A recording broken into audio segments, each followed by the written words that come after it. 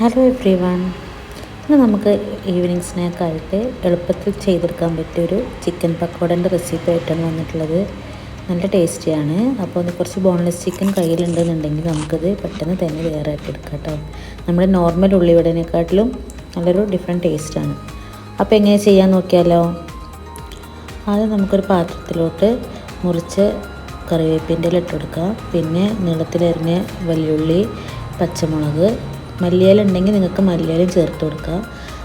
കനല്ലാതെ മുറിച്ച സവോളയാണ്. പിന്നെ ആവശ്യത്തിന് കുറച്ച് ബോൺലെസ് ചിക്കൻ എടുത്തിട്ടുണ്ട്, അതായത് എല്ലില്ലാത്ത ചിക്കൻ പീസ്.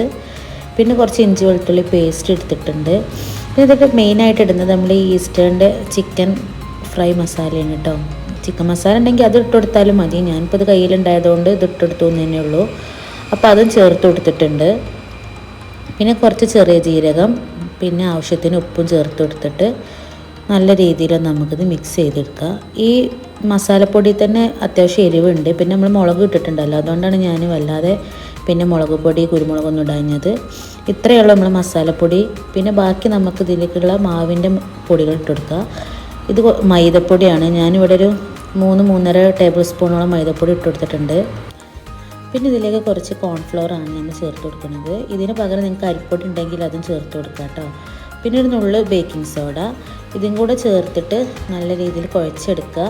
അല്പം വെള്ളം ചേർത്തിട്ട് തന്നെ നമുക്കിത് കുഴച്ചെടുക്കുക. പിന്നെ ഇത് വല്ലാണ്ട് ലൂസായി പോകരുത്. നമുക്കത് നല്ല രീതിയിൽ ഷേപ്പാക്കാൻ പറ്റുന്ന രീതിയിൽ കുറച്ച് ടൈറ്റിലാണ് നമ്മളിത് കുഴച്ചെടുക്കേണ്ടത്.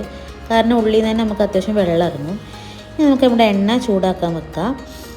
എണ്ണ ചൂടായ ശേഷം നമുക്ക് ഓരോന്നായിട്ട് നുള്ളിയിട്ട് കൊടുക്കുക. ലോ ഫ്ലെയിമിലിട്ട് പൊരിക്കരുത്. നമ്മൾ ഇത് എണ്ണയിലോട്ട് ഇടുമ്പോൾ നല്ല ചൂട് വേണം. പിന്നെ നമുക്കൊരു മീഡിയം ഫ്ലെയിമിലിട്ട് വറുത്ത് കോരി മാറ്റാം. അപ്പോൾ ഇത് പെട്ടെന്ന് തന്നെ നമുക്ക് റെഡിയാക്കി എടുക്കാൻ പറ്റും. കാരണം ചിക്കൻ തന്നെ വേഗം വെന്ത് കിട്ടും, എല്ലില്ലാത്ത കഷ്ണമായതുകൊണ്ട് തന്നെ.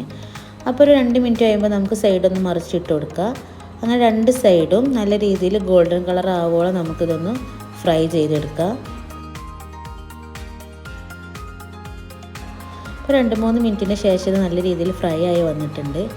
അപ്പോൾ ഇത് നമുക്ക് കോരി മാറ്റി എല്ലാ ബാച്ചും ഇതുപോലെ നമുക്ക് ഫ്രൈ ചെയ്തെടുക്കാം.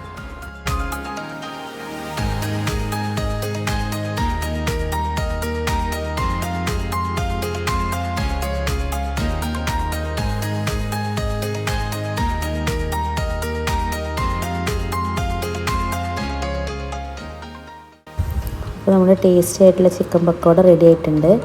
അപ്പോൾ നല്ല ഈസിയാണ് ഉണ്ടാക്കാൻ. കുറച്ച് ചിക്കൻ പീസ് കയ്യിലുണ്ടെന്നുണ്ടെങ്കിൽ നമുക്കിത് ചേർത്ത് കൊടുക്കാം. ഇനി വേവിച്ച ലെഫ്റ്റ് ഓവർ കറിയിട്ട് എന്തെങ്കിലും പീസസ് ഉണ്ടെന്നുണ്ടെങ്കിൽ നമുക്ക് ഇതിലോട്ട് ചേർത്ത് കൊടുക്കാം. നമ്മുടെ നോർമൽ ഉള്ളിവടനെക്കാട്ടിലും ഒരു സ്പെഷ്യൽ ടേസ്റ്റ് തന്നെയാണ്. പിന്നെ നിങ്ങൾക്ക് വേണമെങ്കിൽ കെച്ചപ്പിൽ മുക്കിയിട്ട് വേണമെങ്കിൽ അങ്ങനെയും കഴിക്കാം. അല്ലെങ്കിൽ ഇപ്പോൾ ഇത് ഞാൻ മയോണൈസും കെച്ചപ്പും മിക്സ് ചെയ്തിട്ടൊരു സോസ് റെഡിയാക്കിയതാണ്. അപ്പോൾ എല്ലാവരും ട്രൈ ചെയ്യാം. നമുക്ക് നെക്സ്റ്റ് വീഡിയോ ആയിട്ട് വീണ്ടും കാണാം.